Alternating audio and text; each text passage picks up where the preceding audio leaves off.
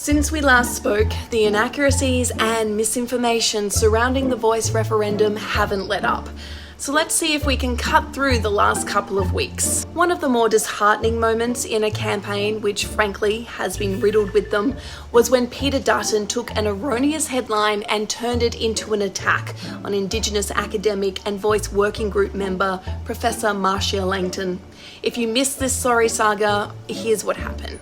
Langton was speaking at a community event in Bunbury, Western Australia, when an audience member who was leaning towards voting no asked whether a yes vote would lead to Indigenous people receiving compensation. Langton explained why that was incorrect and then made this comment. Every time the no case raises one of their arguments, if you start pulling it apart, you get down to base racism. I'm sorry to say it, but that's where it lands. Or just sheer stupidity. That led to this headline in The Australian. Langton brands no voters racist stupid, which is not what the professor said. The headline and the story were changed, but not before Dutton and others used it for a social media campaign against The Voice. Professor Langton has repeatedly said she does not think all Australians are racist, or indeed that everyone who is voting no is doing so for racist reasons. But the opposition has continued to demand an apology for what Susan Ley described as an insult. And the Bunbury Herald reported that Professor Marcia Langton, a member of the Referendum working group appointed by the Minister, has accused no voters of opposing the referendum because of, quote, base racism or sheer stupidity, unquote. Will the Minister for Indigenous Australians condemn Professor Langton's comments? But are we really going to pretend that racism doesn't exist in Australia?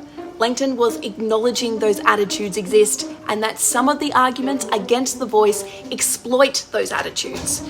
That it's been held up as a gotcha moment says a lot about the tone of this campaign. On September 14, country Liberal Senator and No campaigner Jacinta Nampijinpa Price addressed the National Press Club, laying out some of her arguments against The Voice, including that The Voice would act as a lobby group, acting only in the interests of its clients, not the interests of the government, the parliament, or even the nation, and that it could be used to punish politicians like her. The Voice cannot punish anyone. The Parliament can barely punish a politician. As for what The Voice will concern itself with, well, the legal advice from the Solicitor General, whose job it is to make sure the Commonwealth's exposure to legal risk is limited, said that The Voice would have to make representations on matter of sufficient connection to Indigenous people and not an insubstantial, tenuous or distant connection. So no, The Voice will not be making representations on parking tickets or submarines.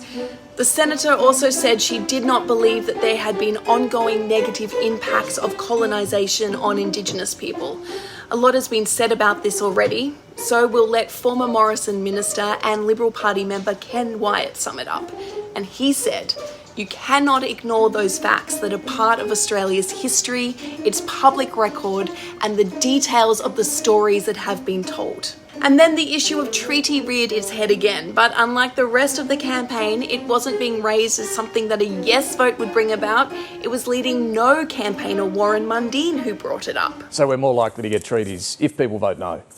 Yeah, because then we have to do the hard, on the 15th of October, if it's a no vote, that's when the real work starts. In 2017, the Uluru Statement from the Heart called for three things: voice, treaty and truth.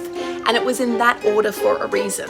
The Voice is advice and input on policies impacting legislation placed into the Constitution so that it always has to exist in some form, no matter how future parliaments may decide to fiddle with the model itself. Treaty, something Bob Hawke had promised would occur before 1990 and obviously didn't, is on the agenda, but the Voice referendum has nothing to do with it. In its most basic form, treaty is an agreement between the government and Indigenous people setting out responsibilities and acknowledging past wrongs. There is no guarantee a no vote will lead to treaty. A yes vote also doesn't set up anything but the voice. No matter what you've heard this referendum, it's just about the voice. That's it. and the Voice is an advisory body. You're only being asked whether or not you think an Indigenous advisory body should be included in the Constitution. Whichever way you make your vote, make your decision using the facts.